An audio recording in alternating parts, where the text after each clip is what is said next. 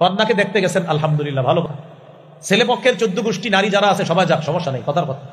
কিন্তু বিয়ের আগে ওই মেয়েটাকে আপনার বাবা মানে মেয়ের হুবো শ্বশুর যিনি, তিনি তাকে দেখা হারাম। বলেন, তিনি তাকে দেখা কি হারাম? কিন্তু দেখা যাচ্ছে ছেলের বাবা ছেলের যে বিবি হবে অর্থাৎ পুত্র বধূকে বিয়ের আগে দেখতে যায়, এটা দেখা সম্পূর্ণ হারাম। বলেন, সম্পূর্ণ কি হারাম? এই একটা হারাম। দ্বিতীয় আরেকটা হারাম আছে, মোটামুটি আলোচনা চলছে বিয়ে শাদীর, কন্যা পক্ষ ছেলে পক্ষকে ফোন দিছে, কিছু বললেন না তো আপনারা? ছেলে পক্ষে জানায়, ছেলের দুলাভাই আমেরিকা থাকে, দুলাভাই মেয়ের ছবি দেখবে, দেখার পর হ্যাঁ অথবা না বলবে, কারণ বিয়েটা দুলাভাই করবে, এজন্য দুলাভাই হ্যাঁ অথবা না বলবে। হ্যাঁ, এই জাতীয় বেহায়া আর নির্লজ্জ মার্কা কিছু মানুষও আপনি সমাজে পাবেন। যে বিয়ে করবে সে পছন্দ করলো কিনা এটা ব্যাপার না, বন্ধুদেরকে বলে তোরা দেখ, তোদের যদি পছন্দ হয় আমি বিয়ে করবো, কারণ আল্লাহ জানে। আল্লাহ আমাদেরকে হেফাজত করেন।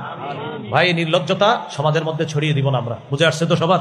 3 ব্যক্তিকে সাহায্য করা আল্লাহ তাআলা নিজের উপর ওয়াজিব করে নেয়। 1 নম্বর, আল মুজাহিদু ফি সাবিলিল্লাহ, যে মুজাহিদ আল্লাহর রাস্তায় জিহাদ করে তাকে সাহায্য করা আল্লাহ নিজের উপর ওয়াজিব করে নেয়। 2 নম্বর, আল মুকাতাবুল্লাযী ইউরিদুল আদা, চুক্তিকৃত গোলাম, মনিবের সাথে চুক্তি করছে এই পরিমাণ টাকা দিলে মনিব তাকে আজাদ করে দিবে, এই গোলামকে গোলামীর জিনজির থেকে আবদ্ধ করার জন্য, মুক্ত করার জন্য আল্লাহ তাআলা তাকে সাহায্য করা নিজের উপর ওয়াজিব করে নেয়। 3 নম্বর, ওয়ান্নাকিহুল্লাযী ইউরিদুল আফাফা, ওই ব্যক্তি যে ব্যক্তি বিয়ের মাধ্যমে নিজেকে পুত পবিত্র করতে চায় তাকে সাহায্য করা আল্লাহ নিজের উপর ওয়াজিব করে নেয়।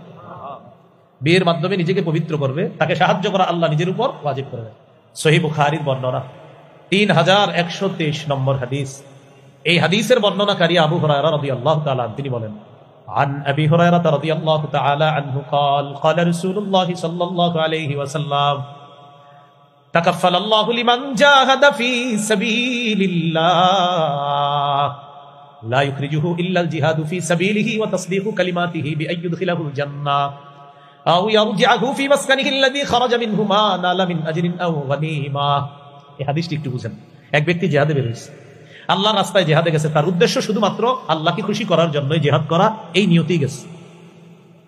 এই নিয়তে যদি কেউ জিহাদে যায় আল্লাহ দায়িত্ব নিয়ে নেয় তাকে শহীদ করে হয়তো জান্নাতি দিবেন, অথবা গাজী বানিয়ে প্রচুর গনিমতের মাল সহ তার বাসায় আল্লাহ তাকে ফিরিয়ে দিবেন।